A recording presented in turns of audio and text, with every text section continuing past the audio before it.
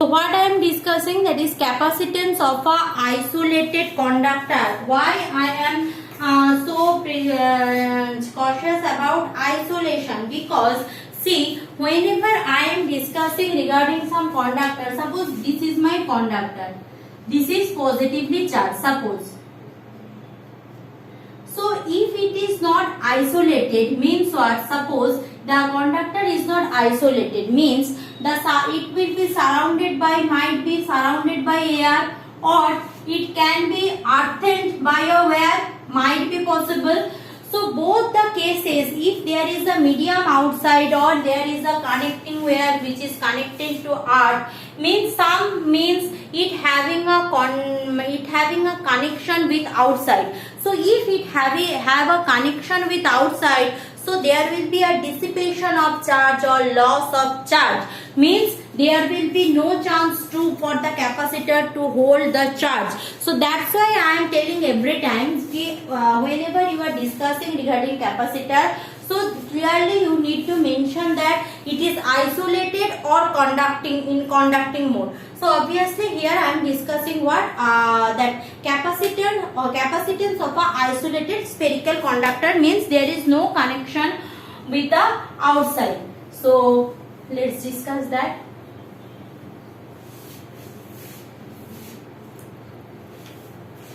So capacitance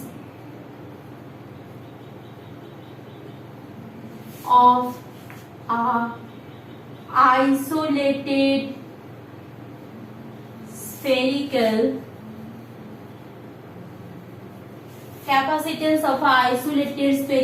conductor. Okay, capacitance of a isolated spherical conductor. Clear? So let's discuss. Suppose we are having a sphere or spherical conductor. This is my spherical conductor, no confusion.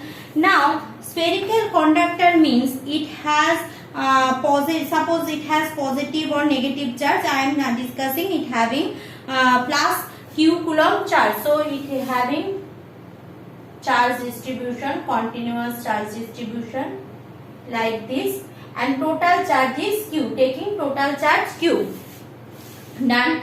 So what is happened, that is charge of this conductor, if it is an isolated spherical conductor, suppose it is placed in vacuum, so a charge, if total charge is q coulomb, then the charge will be what? Charge will be distributed in the outside of that conductor. Clear? So if the charge is that uniformly distributed in the outside of the conductor, so what is happening, that is the potential at every point of the surface is same, because we are having that idea regarding equipotential surface. So here, the potential will be same, because charges are uniformly distributed, means electric field here everywhere is perpendicular on the surface, so it is termed as a equipotential surface. So V is same everywhere. So what is happening, the electric line of force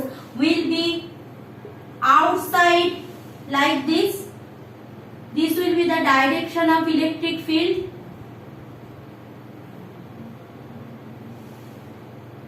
Already we know that is positive towards somewhere it is going. Clear? Now what is happening, that everywhere they are diverging radially from the center to the outward. Now what is happening, what will be the potential if this is the center and the radius is a. So from that spherical concept we know that for a sphere, if I am considering that I am discussing regarding potential at here, suppose here is my point P, I am discussing about potential. So potential V will be what? 1 by 4 pi epsilon 0. Then what? Then the charge Q by R. Remember here Q by A will be volt. Clear? So this will be the potential. So we know what? That capacitance C equal to what? Q by V. So capacitance C equal to Q by this V. So what we are having, that is Q by 4 pi epsilon 0 A. So Q cancel out. We are having 4 pi epsilon 0 A. Clear?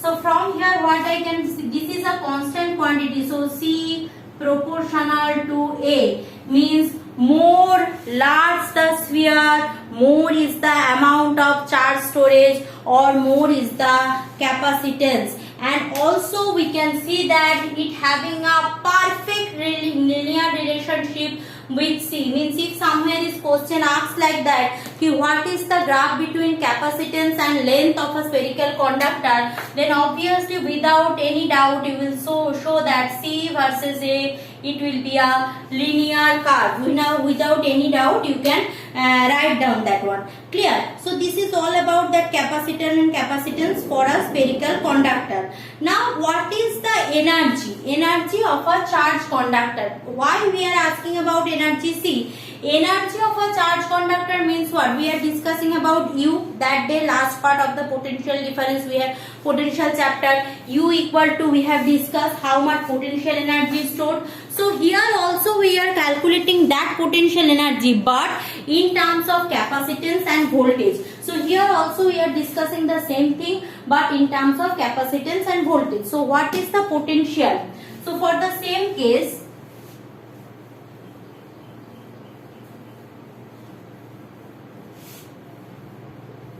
so that potential will be, for the same case, potential will be what? V equal to, we know what? V equal to Q by C. Already we know this one. V equal to Q by C. No confusion. Now work done. Work done will be what? dW. dW equal to what? Here work done will be not like F dQ. There we are F dot ds we are doing. That time when we are discussing work done for case of that what we are discussing, the electric field potential, that time to our main concern is what? Main concern is potential and that what? Electric field. So whatever we are discussing regarding potential and electric field. Here the chapters change. So it is the potential capacitance chapter. So here all the things will be discussed in terms of capacitor and capacitance. So work done will be, if I am having the small charge, very small amount of charge. For a small charge here I have taken a small charge element dq. Clear? On that dq I am doing my experiment. So dW equal to what? V dq. Clear? Because potential equal to W by Q. So if I am going for dW equal to what? V dot dq. Done? No confusion.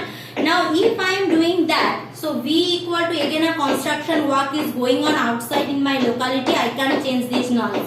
Sorry for that interruption. So V equal to, put that Q by C. So Q by C dot dq. Q by C dot dq. So that is my right now my what? Right now my work done. So if work done is equal to Q by C into dq, therefore dW will be equal to what? Integration Q by C dot dq. Integration Q by C dot dq without any confusion. Okay. Now see. C is the capacitance for this conductor, which is a constant quantity. Take it outside. So 1 by C take outside. Integration Q dq. Done. So if I do that, integration Q dq, just like x dx, integration x dx, what we are getting? That is Q square by 2. So we are having 1 by C into Q square by 2. Limit. What will be the limit for a definite integral if I am considering that? So I will take 0 to the whole charge Q, means actually after that I will get Q only. Why 0? If there is no charge, charge is 0, and if there is a maximum charge Q, so Q.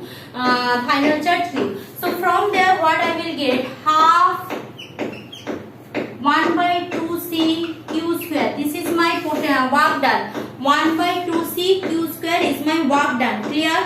So if this is my work done, we know that Q equal to what again? C into V. So if I want a term, remember, if I want work done in terms of Q and C, this will be my expression. No confusion. Now if I want my work done in terms of capacitance and V, so I need to replace that Q. So So if I replace that Q, what I will get? I will get that is W equal to half 1 by C. In place of Q put CV. So if I put that is C square V square. So it will be half C V square. This is another expression for U. So U is equal to potential of that capacitor will be half C V square. That is the potential energy of the capacitor. So here we can see also potential energy depends on what? The capacity to hold the charge and potential energy of that things. Now if we are having that another things also, that is if the two capacitors are in conduction, if the two capacitors are not in conduction, these kind of things are there. So we also will discuss that common potential problem. So that is the next part, means when we are capacitors are connected in series or capacitors are connected in parallel, that I will discuss also. But before that we need to know about capacitance. So we know, now we will discuss in my next class, that is what is the instrument capacitor, means how does it look, what will be its connection, and what are its usefulness. So you just go through my note. Again I am telling, there it is given electric field and potentials problems, solutions, and also whatever we had discussed today, that is capacitor and capacitance chapter. Thank you class.